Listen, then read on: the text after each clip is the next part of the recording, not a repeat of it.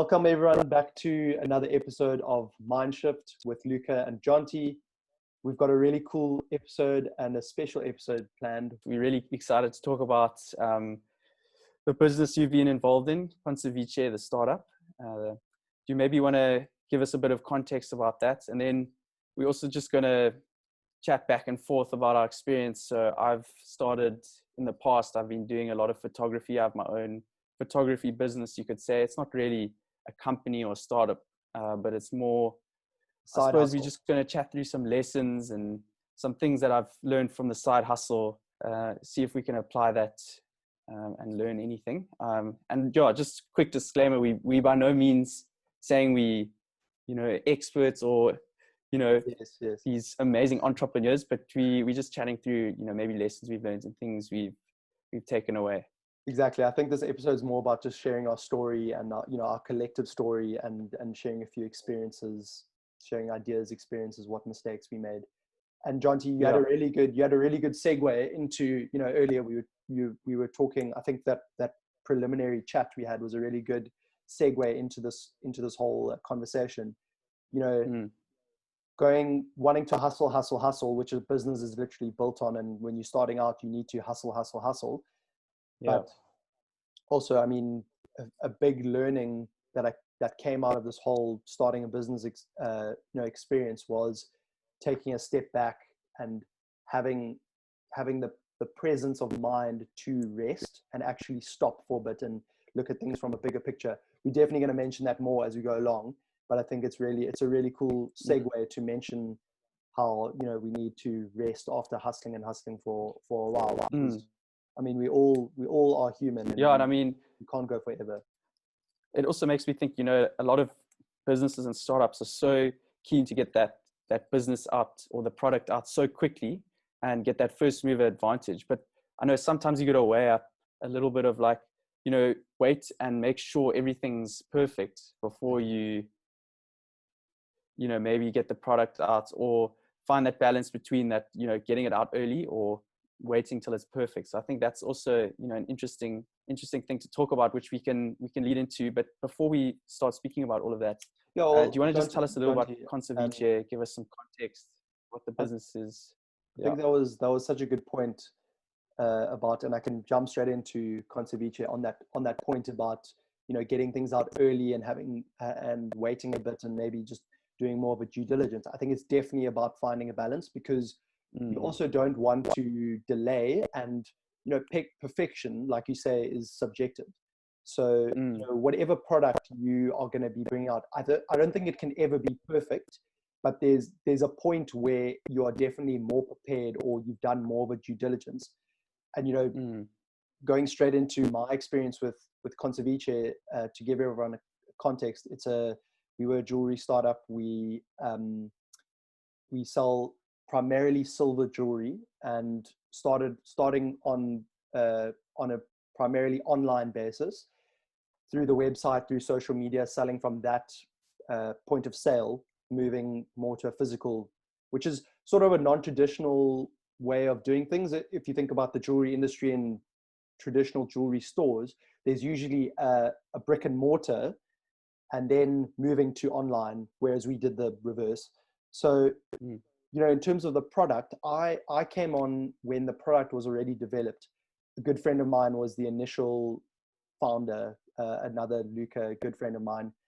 He started the whole thing from an idea in his head. He saw something and he thought, this would be a great product. Let me get a prototype piece of jewelry.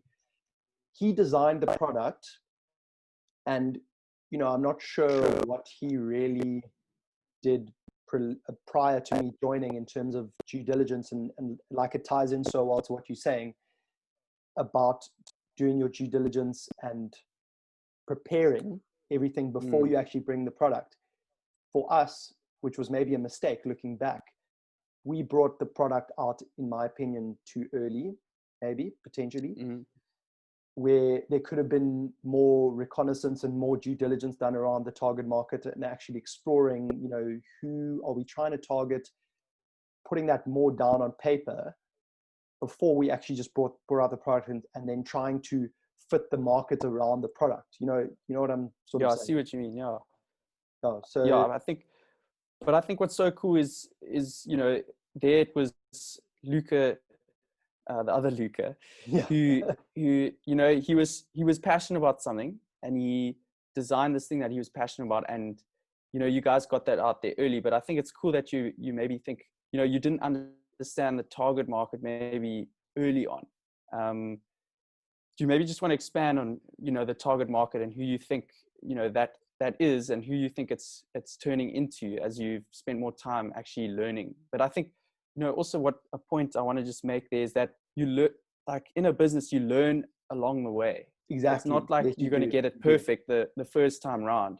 And I think what's so cool with your business model is that it's a business that like didn't have huge fixed costs and huge, you know, like barriers to entry, which allowed Exactly. you to Exactly. actually almost have this learning experience. Because with some businesses, you know, when there's those huge barriers to entry and you're not getting, you know, the early good sales or the growth that you expected, then, you know, errors or, you know, things you don't have that time to learn, which I think is so cool about your business model. So do you maybe just want to expand Yes, on exactly. your Well, target market and then on your business model? Yeah. yeah. Well, I mean, on that point, it's so valid in terms of us having a lean and agile business model and a, you know, business framework where we had, Mm, I mean, minimal fixed costs per month. So we were able to just be agile and survive and have that mm, whole brand discovery and target market discovery journey while we were actually operating and while these things were going on. Whereas, like you say, which is so true, other businesses won't be so lucky, you know, because mm, there's obviously bigger upfront development costs if you think of any, you know, technology startup or any other big business, which was cool in that sense. And I think we were lucky in that sense. So we were able to figure things out as we go. And I think also a key lesson here and a key observation from my perspective is that no matter, even if you're in a capital intensive business, I don't think it's a problem to still discover things as you go. If you think, you know, I think entrepreneurship's a lot about backing yourself. And mm, even if maybe you haven't done the due diligence that someone else from an outside perspective would say you need to have done, you should still just back yourself and just go out there. And I think that's what took maybe us a while to realize in Conceviche, especially, well, I can speak for myself, is saying, you know, it took me a while to back the product and mm. to really like speak with conviction and to, you know, convince myself that this thing was going to be good and actually act on that motivation and that inspiration. Mm. But yes, And just a point, you I just want to slide in there and yeah, say yeah, this yeah, point yeah, is, go for it. which is, I think, a really good point. When you're starting a business, you got to be willing to be flexible, because I think, you know, like, while there is that balance of, you know, you want to stick to your core principle and you want to,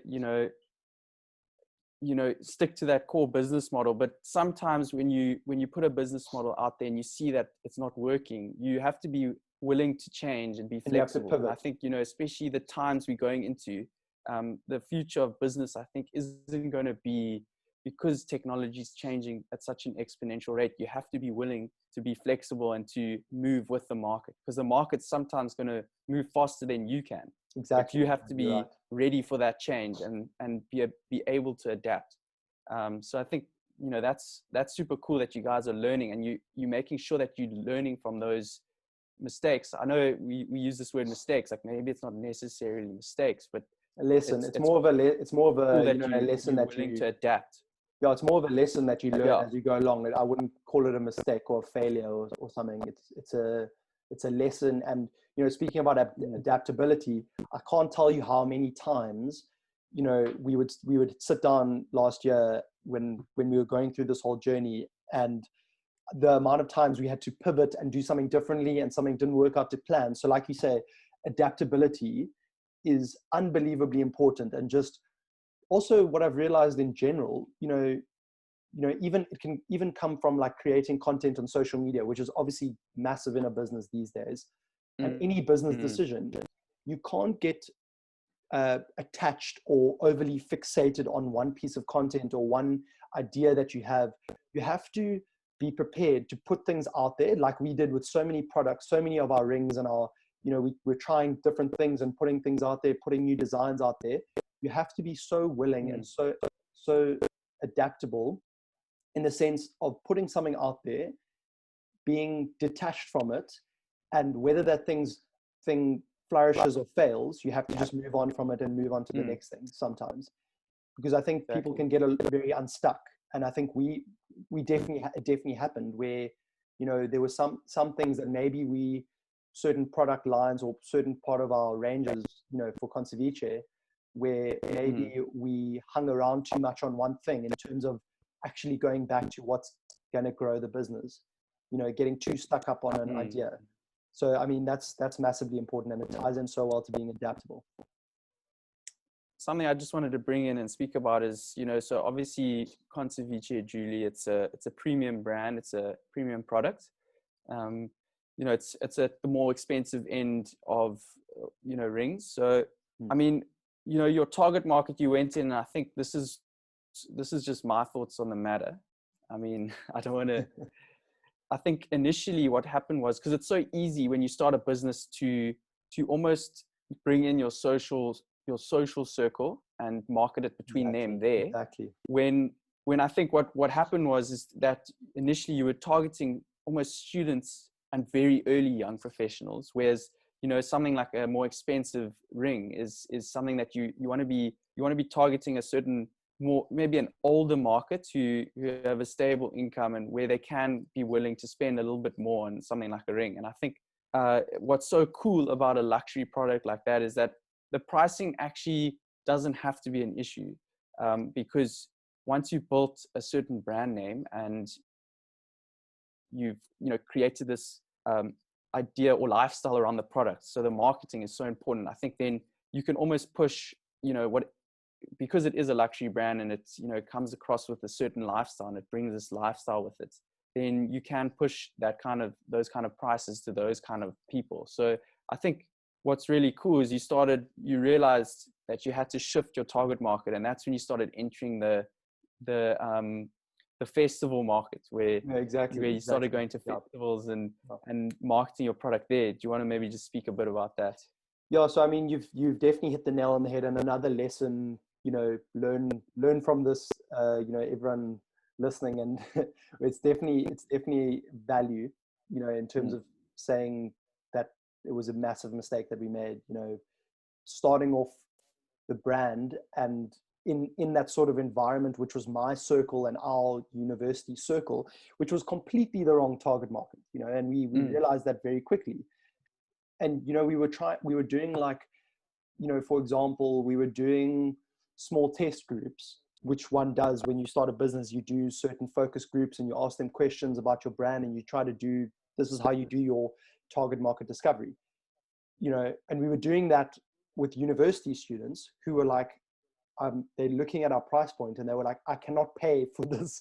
I can't pay for this piece of jewelry because, I have a student budget of this X amount a month for food and stuff, and I can't be spending this much for, on luxury jewelry. So that was a big mistake, that we did.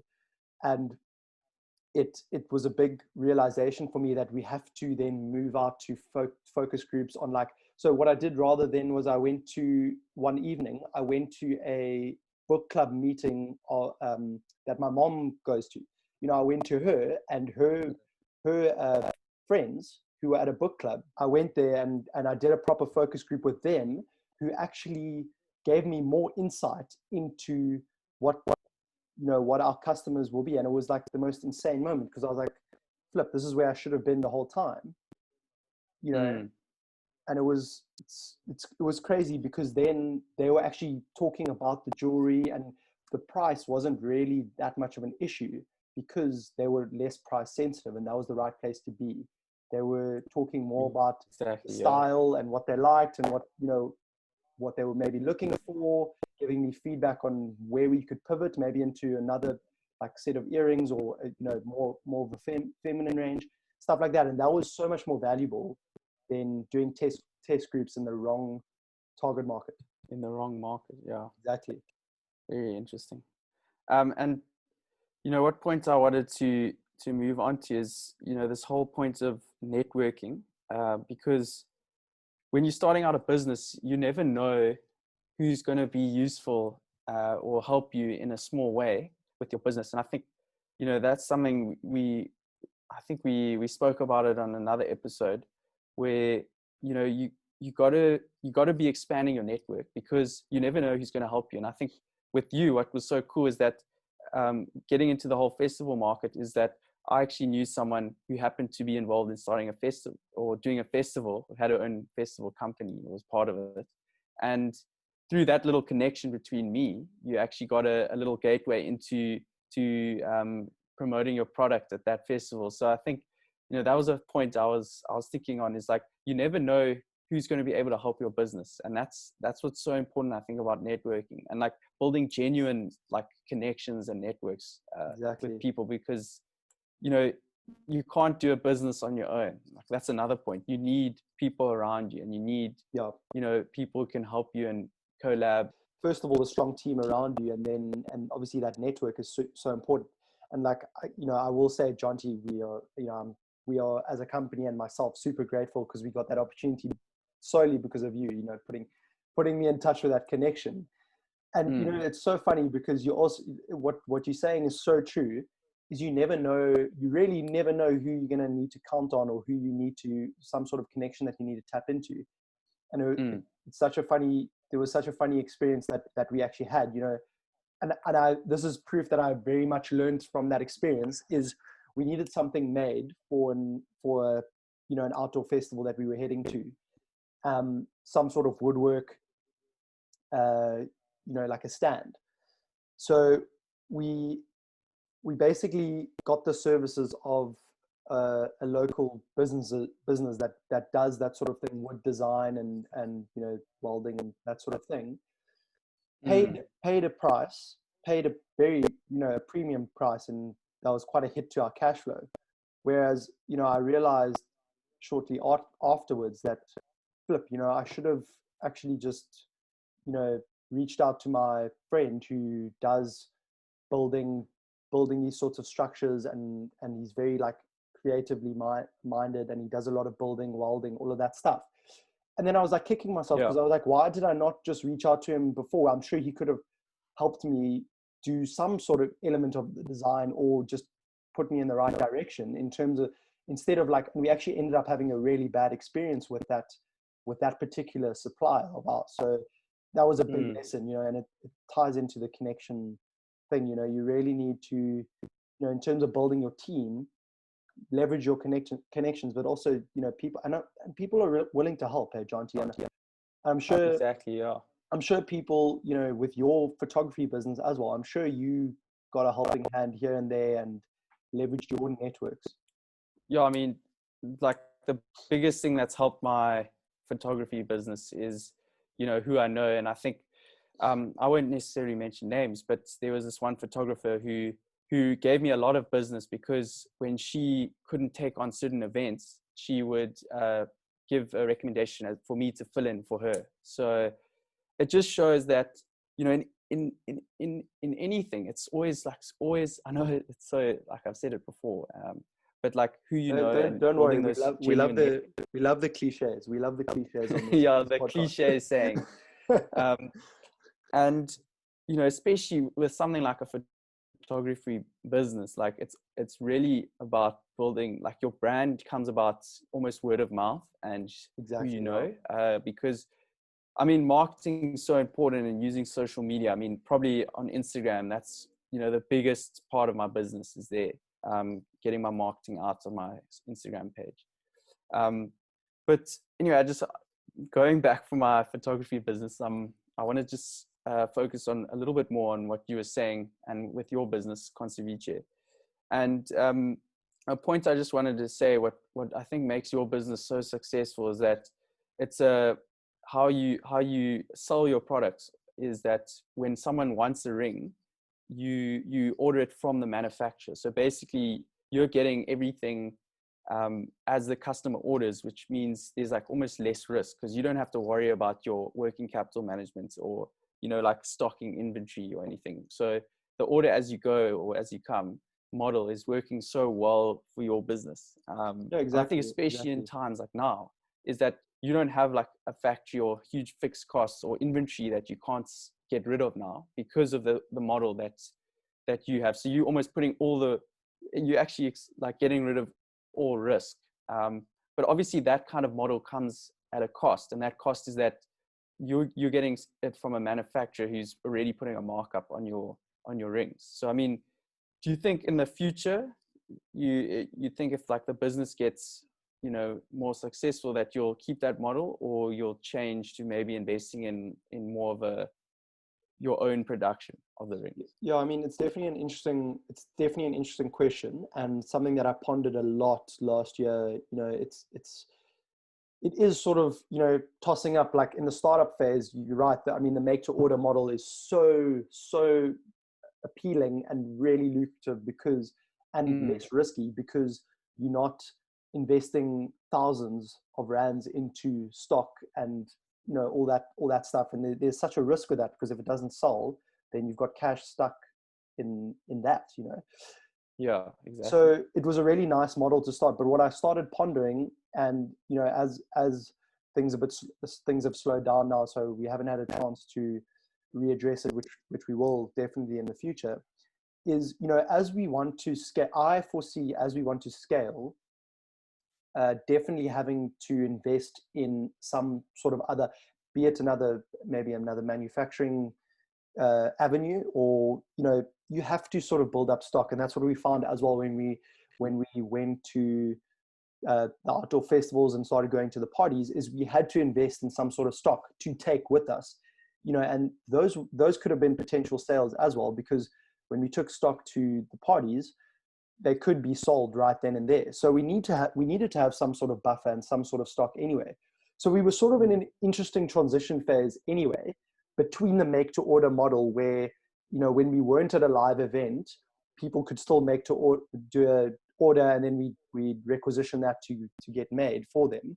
But then we went to, when we had any physical presence, you have to have stock there, because you can't just be standing there with a blank, you know, with an empty stand and asking people to order from you with nothing. Because, you know, people also, it's so want interesting. To see the tangible product. Exactly. It's so interesting how, you know, there's so much about how all consumer behavior is moving online. Everything has to be online.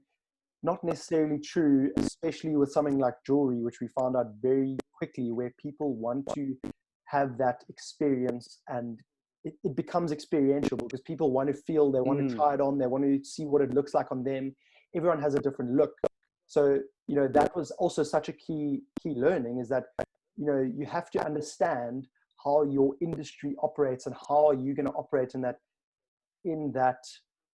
industry. Because the psychology is very different. I'm sure, you know, for you, with photography versus jewelry, people have a very different mindset. You know, if I'm going out to shop for a photographer or shop for a piece of jewelry, I have a very different mindset and psychology going into that. You know, what do you think, like the psychology of someone looking for photography? What I can think of in photography with me, when I'm selling my prints, like you can see in the background, obviously now on the podcast you won't be able to see, but here in the film. But what I've found is, when I've hosted exhibitions, I feel like the sales are a bit better than, I know you can't really compare, because exhibitions like a short period of time versus online selling prints, which can happen at any time. But I feel like, because at an exhibition you can see the tangible products, it has more of an impact than just looking at hey, this is what print you can get online. So, you know, I think even with something like, you know, photography and selling prints online, there's still like something the customer still wants to see, or there is an impact of actually seeing the tangible products. And I think, you know, there's a lot of talk around the future of retail and shopping malls, but, you know, I still see a future with shopping malls, because there is something, like when I go shopping for clothes, I don't want to, like, I feel more happy trying on something, because the cut might be different, or it may look different when I actually try it on than how it looks in the photo. So Jonty, don't you think also like I just wanted to jump in there because don't you think it parallels? Yeah. It's a parallel between your industry with photography and my industry in jewelry in this scenario, is that it's active selling versus passive, or if you can name it that, where if you have people at an exhibition for you for photography and people at a festival or say like a market where they want to but where they're coming to buy jewelry face to face, it's actively engaging with people in a mindset that they will buy, whereas like I'm probably more prepared to buy a piece of something photography related when I'm at an exhibition, and I'm probably more likely to buy something jewelry related when I'm at a market versus online where it's more passive. You may come across it and you don't really see them in the buying. You know what I mean? I agree. Like maybe there's certain customers who are like that, but I think also the customer landscape is changing. And I think, as the younger generation comes through, I think because also with something like, buying a print or buying a premium jewelry, an older market. So what I think is going to be interesting is when we start seeing the generation that we are get to the age where they, going to be affording, more of these kind of more expensive goods, and seeing how that affects the market. Because I think, we are more open to buying something online than say my parents are. I know like there is that shift, and we're starting to see our parents maybe buying online a little bit more, but I think, there still will be a market, I think, for the physical, shopping malls and everything, but it's going to be interesting to see how that changes in the future. Definitely. And it's so interesting right now because, it made me just think right now, you saying all of that and this whole conversation, it hurts my head a bit because when I especially think from a conservative sort of standpoint, it's such like a tough thing. And I think we were grappling with it the whole year last year, was that finding the balance between marketing your brand in a physical sense versus marketing your brand online. And because it is completely different dynamics, buying something physically and buying something online. And that's something I definitely still have to learn more about, and maybe some, shortcomings we've already had some shortcomings with our brand. The point I wanted to make actually is, if you are starting a business, I think, that's what's so exciting, and the opportunity of the internet and online is that you immediately have increased your market size to like so much bigger by going online, and you almost want to be earning that passive income. Like, I know it's like it's a weird point to bring up, or my mom always makes this point, which is funny. Now I'm bringing my mom into this, but she always said, because when I always used to like maybe chat to her about business or whatever, she would say, you always want to be having a business that can earn money while you're not working, while you're sleeping. And I think, that's the power of online. And if you look at like Amazon, I know they still have to do the warehousing and distribution and everything, but that model, they can make sales at any time of the day. I mean, they've doubled their selling time almost. And then they also, on top of that, have the ability to reach customers from not just one like point, but all around the country and the world even. Exactly. And I think, that's the power of online. If you are looking to start a business, I think that's always like a kind of a good model you want to aim for, is like an online model where, you can be earning money even while you're not working. Because I mean, if you look at like doctors and, okay, well, let's just use doctors, for example, they can only earn money while they, helping patients. And that means they have to be there to earn the money.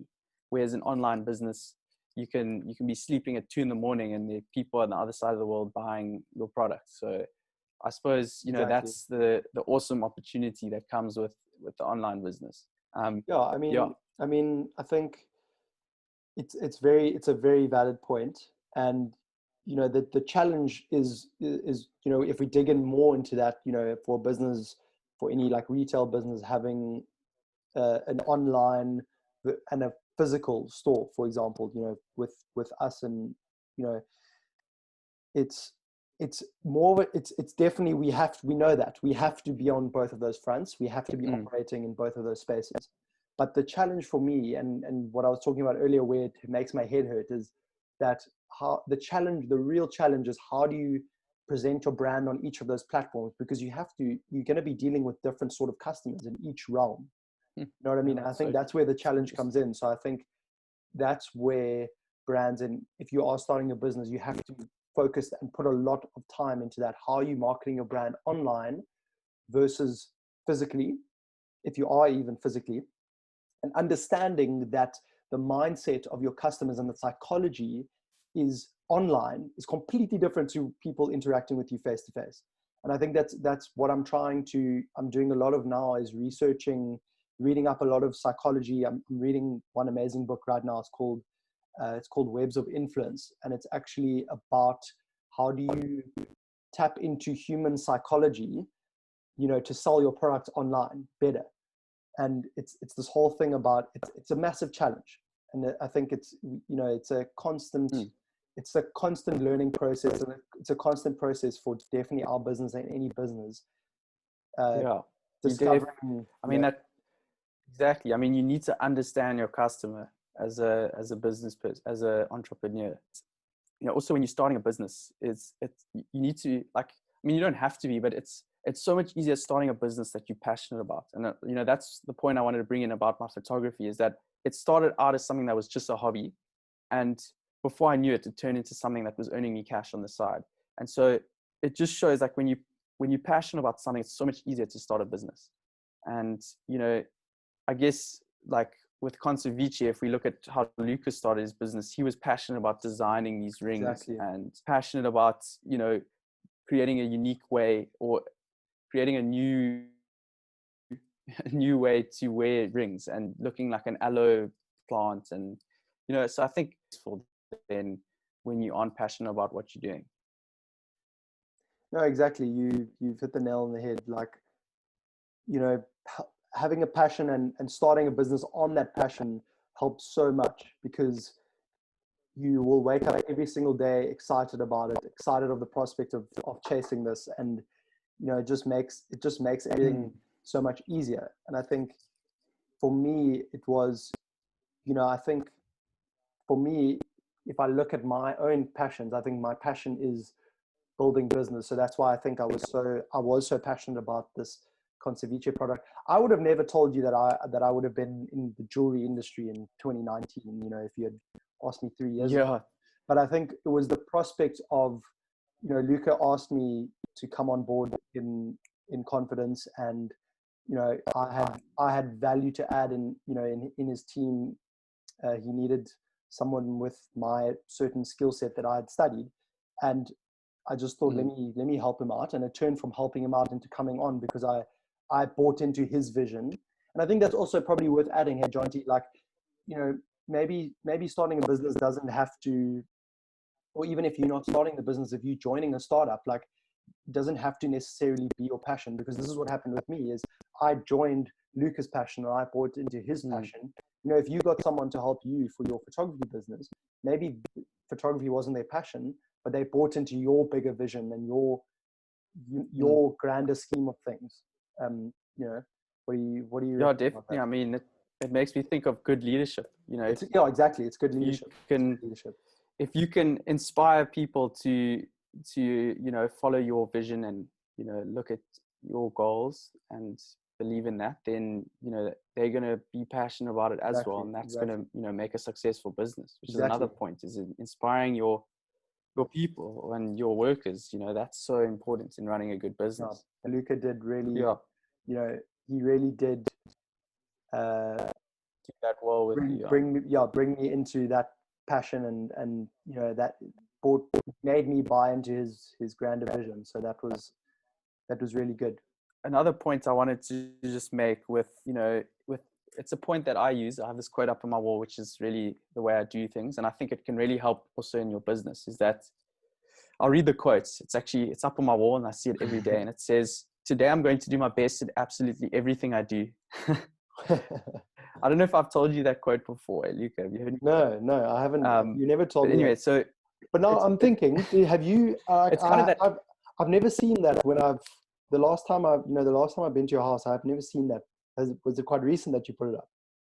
No, it's been there actually since probably first or second year of uni. So 4 or 5 years it's been up on my wall. No, nice. And basically I'll just explain the, why I think it's so, important is, I think before this quote and before I heard it, I actually heard it from a good friend of mine, or my dad's good friend, who's a very successful businessman, so successful. And he gave me that quote, and it made me think a lot, in every little thing you do, you want to be doing your absolute best at it, because even small things that you think are insignificant are a representation of you and, how much effort you put into things. And doing your best in small things that you think are unimportant actually make this bigger whole, it like makes everything so much better. Because in your business, if you're doing, if a customer comes to you, like for example, my photography business, and asks me to do a little project for them or something, and if I'm not giving my absolute best work,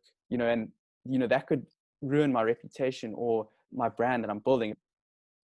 No, exactly. I 100% agree with you, Jonty. Like, if I think from my experience in business as well, is just you've got to give your best. And I think it, like you say, it reflects on yourself, your brand, and if you're gonna hit it, if you're gonna try to start a business, I don't think, if you aren't prepared to give nothing but your best, and you aren't going to put 120,000% effort into it, I would rather not start that business. And I think even if you're not doing something that you necessarily like, you've got to just do your best. Do the best you can. 100%. And also, which is a good point to note actually, is with regards to doing your best in a business sense or in an entrepreneurial sense. When you're starting out your business, doing your best in some sort of area may be actually hiring someone to do that job. That may be doing your best because you're not actually good enough, which is something I really wanted to add into this, which is a point I really wanted to make, is, something I recognize your weaknesses. Exactly. Something which was so important for me to realize in this, being self-aware and through this whole business journey, is, first of all, self-awareness is so important, because then they'll make you realize, oh, I'm good at sales, so I need to hire someone to do marketing or do the finance side of things and the account side of things. So recognizing that can be so valuable, and that's how you build out your team. That's how you expand. That's how you scale. You've got to build around. And I mean, reflection. Exactly. Reflecting on what you've done, and then also analyzing it, even in places where you've done well and you've done a good job, is saying, how could I have done that better? So you're always looking to improve, even on things that you've done well, because nothing's perfect, and no one's perfect. Exactly. So yeah, just to sum up in conclusion, let's maybe just pump out a couple of our points that we think that we basically mentioned, just in summary. So you go first with tips for and lessons you've learned from entrepreneurship and your business. Yeah, so I think if I were to give one or two or three main tips, and takeaways that I've had from starting a business, is that, like I just spoke about it now, but one is building a strong team, having good people around you. And it's super important. You've got to fill your weaknesses, things that and that's how you scale. Build a strong team, people who have bought into your vision, people who you trust, and people who can do the best job that you may not be able to do. Second of all, I think, just on that, sorry, just quickly acknowledge that you need people, and people work best together. I mean, you can't, it's so hard to succeed by yourself. You need people around you. Sorry, keep going to the next few points. Sorry to interrupt. No, don't worry. Like we've said before, hey, Jonty, is any great business has been built with lots of people, and you need people around you to build a great business. And also, then I would say, be accountable to yourself, and don't be scared of owning up to your mistakes and being critical of yourself, because you have to. This stuff is not, starting a business, even if it's like Jonty is, side hustling his photography business, it's tough, and you will make mistakes, and the faster you own up to those mistakes, and the faster you are accountable to those mistakes, the easier you're going to learn, and the easier you're going to move on from that and learn and grow your business. Thirdly, I would say, and my last point is always step back, reflect, and keep a high level view of things. It can be so easy to be lost in the detail with business, where there are 1,000 million things happening every single day that require your attention. It can be so valuable. What we found as well last year, and I try to do this a lot, is step back from that nitty gritty, step back from a high level and say, okay, where should we actually be focusing our attention? Where do we need to be putting most of our time? And that I find that sort of reflection and stepping back, slowing down, like we said earlier, can really help focus you. So yeah, I mean, that's my three points. Knowledge bomb. Awesome. Okay, and I'll just add a couple of the points I wanted to add is the importance of networking. I think, wherever you are, even like most importantly, if you're at university, don't be afraid to go and meet, people in your class, because I think those are the bright minds of the future, and you want to and your lecturers exactly. And also, you never know who's gonna, like we said earlier, you never know who is going to help you with that one step your business needs. 2 is, try to find something that you're passionate about, or that you can, if you're not passionate about it, that you can, understand the bigger purpose, or, there's a purpose that you think this business is going to have. Because if you can, be inspired and be passionate about, the end goal within that business, you want to be making sure that, you're giving your best in every part of the business. And 4, be flexible. Don't be like too rigid. Don't be, be willing to like you said, own up to your mistakes and be adaptable, move with the changing environment around you. Hey everyone, before you go, I just wanted to jump in here and say, on behalf of Jonty and myself, thank you so much for watching that episode. We really, really appreciate it. If you enjoyed that episode of Mindshift, check out some of our others. They should be around here somewhere on the screen. Also, subscribe to the channel and give this video a like for the YouTube algorithm. If you didn't like it somehow, leave me a comment down below telling me why, and I will do my utmost to make sure you enjoy it the next time. Till the next Mindshift, bye for now.